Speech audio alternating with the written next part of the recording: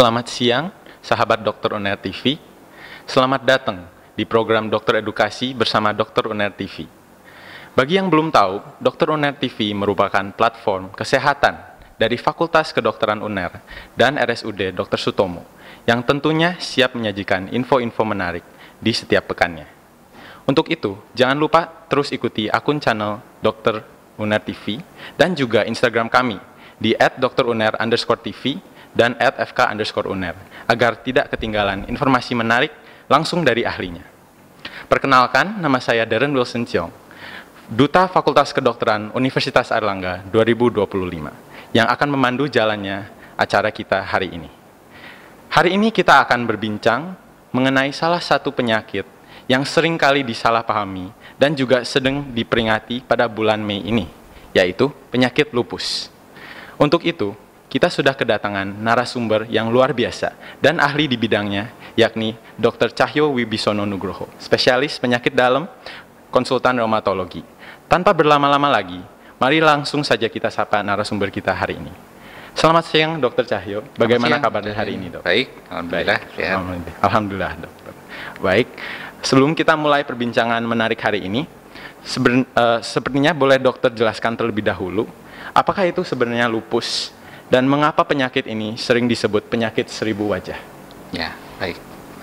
Jadi memang pada akhir-akhir ini mungkin pendengar, pemirsa mulai mengetahui apa itu penyakit autoimun dan salah satunya adalah lupus. Ya.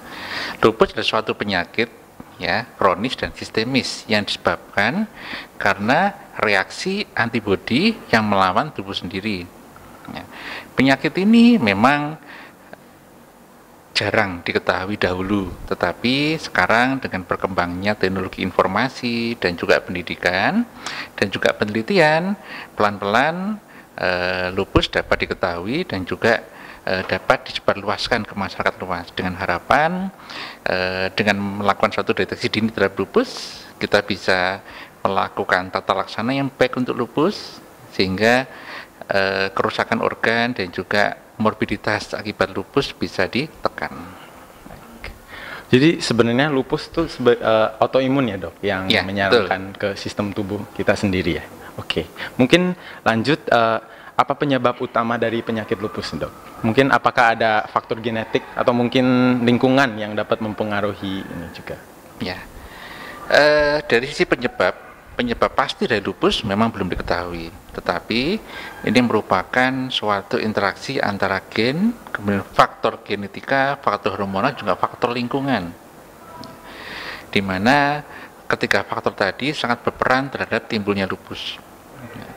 Nah, karena itu penting sekali bagi pemirsa sekalian ya untuk mengetahui apakah itu lupus dan bagaimana kita melakukan deteksi dini dan kalau bisa kita melakukan suatu pengobatan dini terhadap penderita.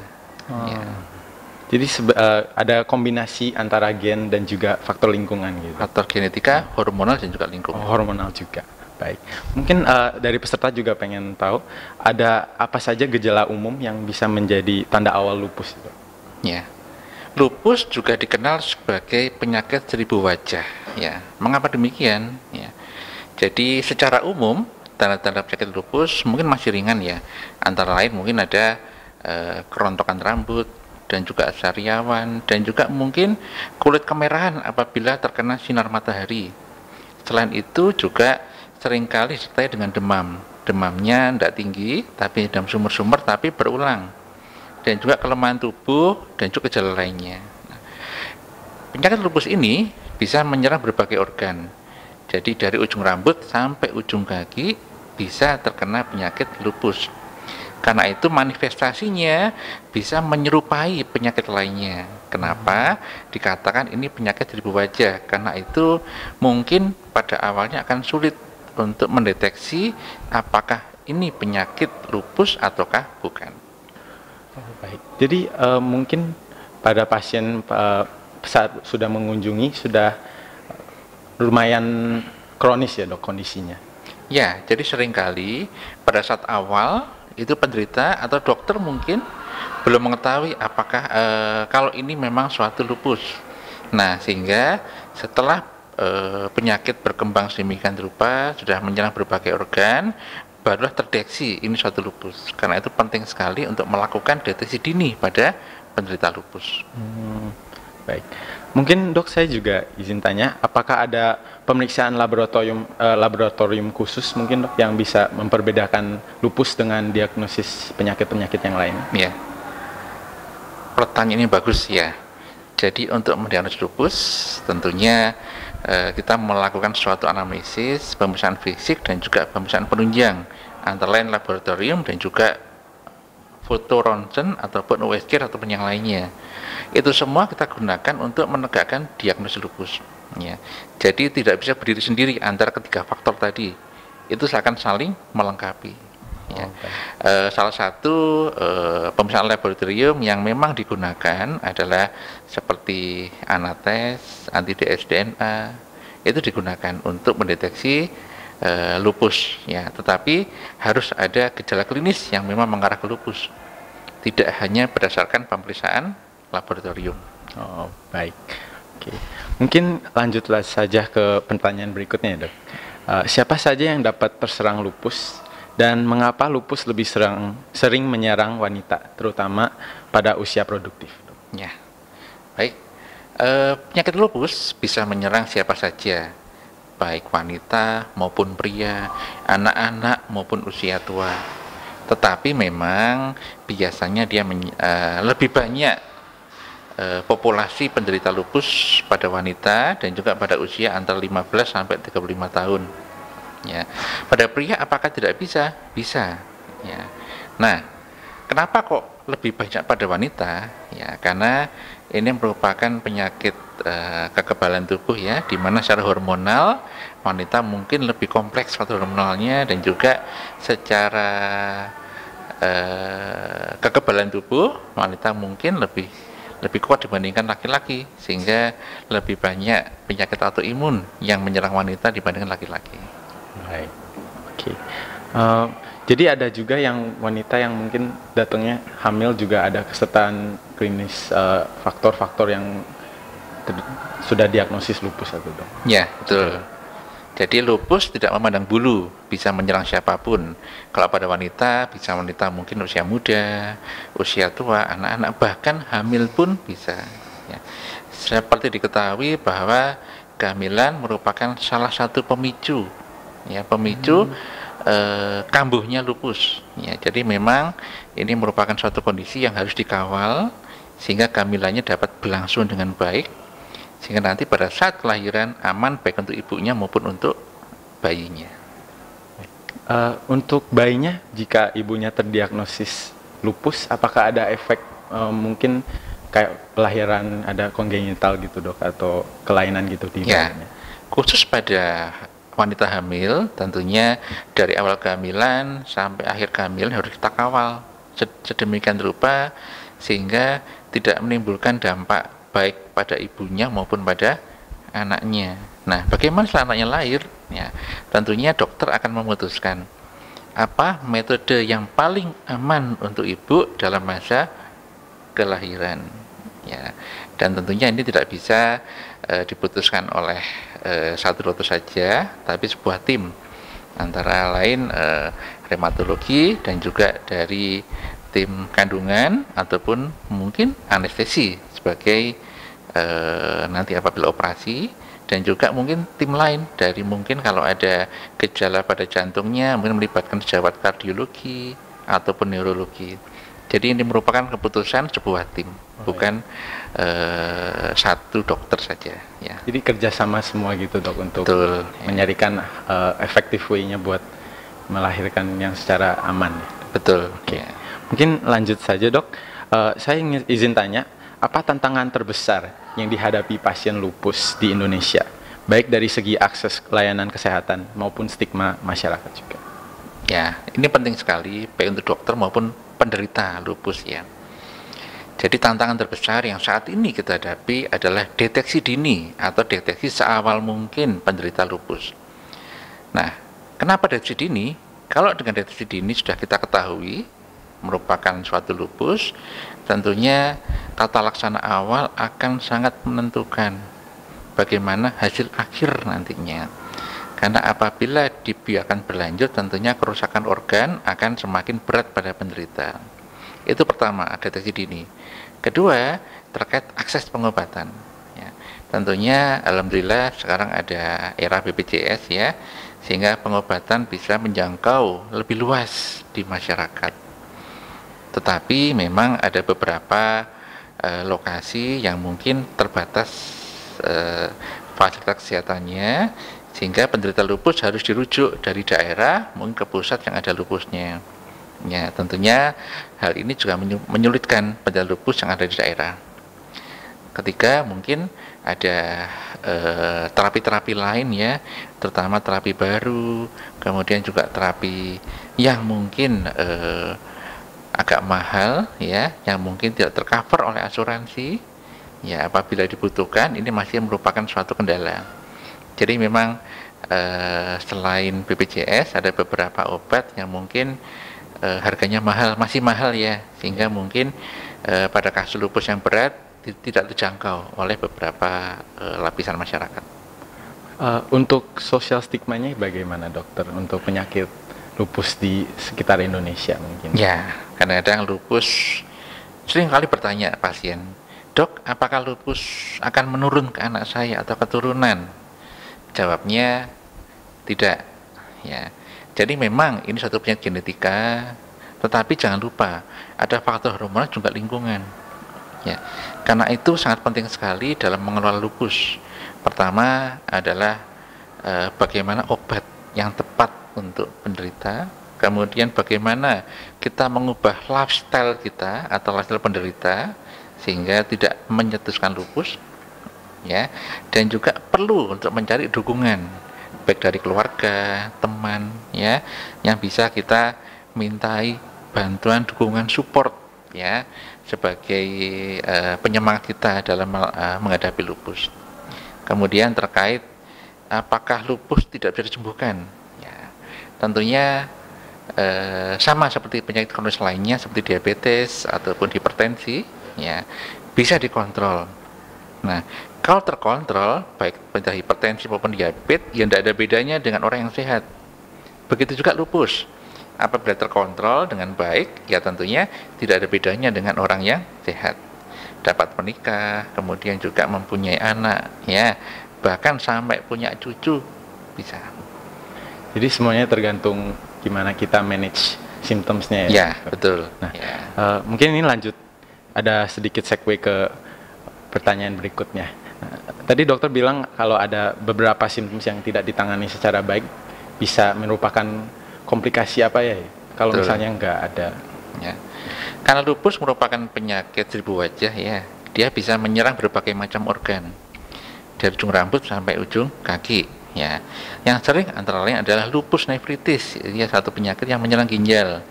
Ada lagi cerebral lupus. Ya, ada lagi lupus hepatitis ya, jadi bisa menyerang ke otak, ginjal, jantung, kemudian juga bisa menyerang paru-paru dan juga kulit ya. Kan itu penting sekali kita melakukan suatu deteksi dini agar tidak sampai terjadi kerusakan di jantung, otak, paru dan lain-lain. Baik. Dokter mungkin lanjut ke pertanyaan berikutnya. Bagaimana penanganan lupus jangka panjang, dok? Dan apakah ada pengobatan seumur hidup atau ada tantangan utamanya mungkin dari lupus sendiri? Ya, sangat bagus sekali pertanyaannya. Jadi, apakah penderita lupus bisa sembuh? Jawabnya, nah, agak sulit menjawabnya ya. Jadi pada lupus itu tidak ada kriteria sembuh atau tidak sembuh, tapi adalah remisi. Ya, remisi itu sama dengan kalau sudah normal, tetapi suatu saat bisa kambuh lagi. Nah, bagaimana pengelolaannya? Nah, pengelolaannya memang lebih kompleks ya, lupus ya. Yang penting adalah yang pertama adalah obat yang adekuat ya, dan juga dikawal oleh dokter. Ya, kemudian juga bagaimana kita mencegah komplikasi di organ-organ pada penderita lupus, itu juga penting. Dan ketiga yang tidak kalah pentingnya adalah bagaimana kita mengelola efek samping dari obat yang diberikan ya. Tentunya obat merupakan salah satu alat kita atau senjata kita untuk mengatasi lupus. Tetapi jangan dilupakan bahwa obat juga potensi untuk menimbulkan efek samping. Misalkan adanya osteoporosis. Ya. Pada penderita lupus biasanya mendapat steroid. Nah, steroid tadi jangka lama bisa mengakibatkan osteoporosis. Nah, bagaimana kita mengawal penderita lupus agar dengan terapinya tidak sampai terjadi osteoporosis? Ya, misalkan kita berikan diet tinggi kalsium dan juga mungkin suplemen kalsium atau mungkin obat-obat lain ya yang bisa mengatasi atau menghambat terjadinya osteoporosis. Ya, jadi saja. Sebagai dokter kita kalau ngasih obat juga harus memantau samping side effects-nya ya dok, biar tidak sampai terjadi penyakit yang baru mungkin. Ya betul. Okay. Jadi memberikan obat kita harus menimbang ya antara risk dan benefitnya. Ya tentunya tujuan akhirnya penderita remisi. Tetapi dalam proses remisi tadi, bagaimana kita mengatur obatnya agar nyaman untuk pasien, tidak menimbulkan komplikasi lain atau efek samping lain, tetapi tujuan remisi tercapai. Oke. Dok, saya juga izin tanya, mungkin sekarang upaya pencegahan atau deteksi dini di Indonesia atau mungkin di seluruh dunia udah seperti apa ya dok? Sudah sampai tahap mana? Ya, jadi saat ini sudah banyak penelitian terkait lupus, baik dari deteksi dini ataupun dari pengobatan, ya, dan juga mungkin dari sisi pemantauan terhadap komplikasi dari lupus tadi. Nah, deteksi dini tentunya tadi seperti yang saya sampaikan di awal tadi, meliputi anamnesis, kemudian pemeriksaan fisik dan juga pemeriksaan penunjang. Nah, yang paling penting adalah bagaimana kita mensosialisasikan kepada masyarakat, ya, sehingga walaupun bukan dokter, ya seorang masyarakat awam pun bisa mengetahui gejala-gejala awal daripada lupus tadi. Nah, apabila itu sampai ke dokter, tentunya kita harus memastikan apakah ini benar lupus ataukah suatu penyakit yang lain, baik dengan pemeriksaan anamnesis, pemeriksaan fisik dan juga penunjang. Ya, jadi semua faktor sangat berperan sekali. Sedangkan deteksi lupus tentunya sampai saat ini tidak ada satu parameter yang bisa memastikan bahwa ini satu lupus atau tidak. Kalau berdiri sendiri, kenapa kombinasi antara ketiga faktor tadi? Ya, jadi hal ini penting untuk diketahui oleh rekan-rekan, ya, sahabat FKTV, ya. Jadi bagaimana kita bekerja sama, bagaimana kita sharing informasi dan juga mengedukasi mungkin keluarga kita, tetangga ataupun rekan-rekan kita, ya, terkait tanda-tanda awal lupus sehingga bisa membantu mungkin rekan kita atau keluarga kita, ya, tetangga dan lain-lain yang memang terindikasi terkena lupus.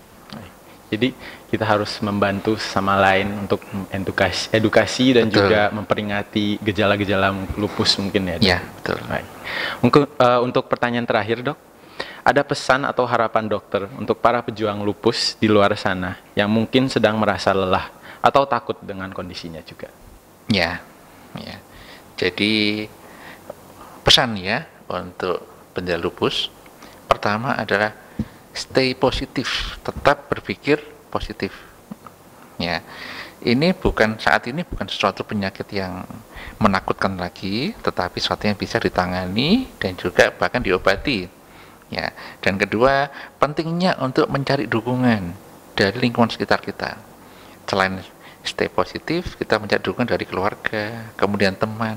Ya, kadang itu merupakan suatu hal yang memberikan semangat baru untuk kita dan juga harapan untuk sembuh. Ya. Dan ketiga tentunya patuh terhadap pengobatan, ya.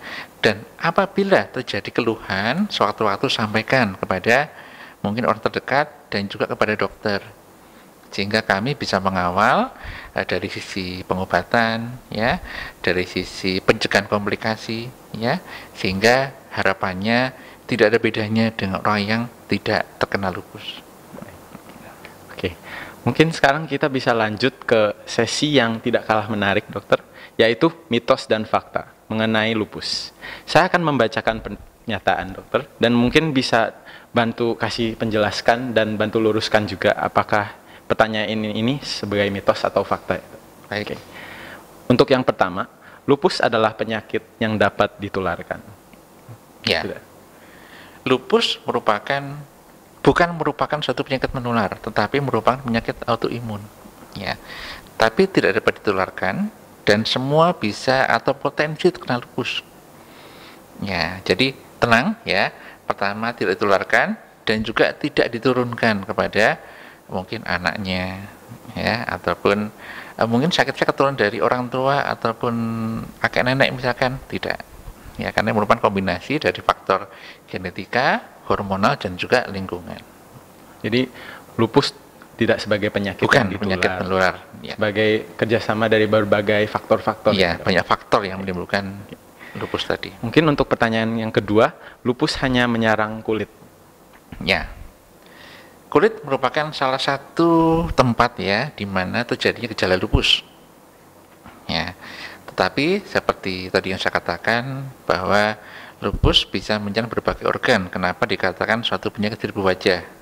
Bisa menyerang organ ginjal, kemudian jantung dan lain-lain.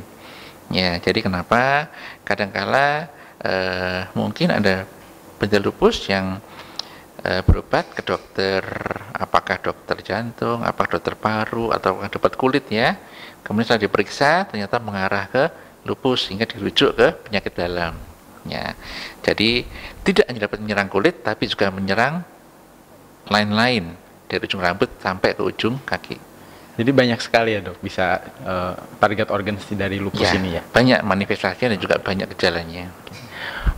Saya juga izin tanya, tadi ada gejala ya dok. Kalau gejalanya hilang, berarti penyakit lupus sudah sudah sembuh, sorry dok. Ya, baik, itu dinamakan remisi. Remisi artinya tidak ada gejala ataupun keluhan terhadap atau karena lupus tadi. Tetapi bukan berarti penderita sembuh, ya. Suatu saat apabila ada pencetusnya bisa kambuh lagi. Dan yang paling utama pencetusnya adalah pertama stres psikis, mungkin marah, sedih, emosi dan lain-lain, dan juga mungkin juga stres fisik ya, ataupun infeksi dan lain-lain, atau kehamilan bisa mencetuskan suatu lupus. Nah, jadi pesan saya kepada penderita lupus ya, semangat untuk remisi ya, tapi setelah remisi tetap harus waspada, tetap harus mengikuti pola hidup sehat, menjaga aktivitas agar tidak kecapean, dan jangan lupa tetap kontak ya dengan dokter ya untuk mengawal tetap remisi, tidak terjadi flare atau kekambuhan dari lupusnya.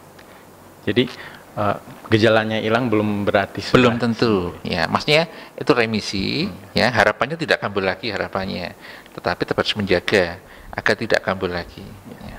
Jaga kesehatan dan juga tetap kontak sama dokter ya, reguler. Iya. Oke. Untuk pertanyaan berikutnya, apakah pasien lupus tidak boleh hamil? Ya. Lupus bukan berarti tidak boleh hamil. Ya.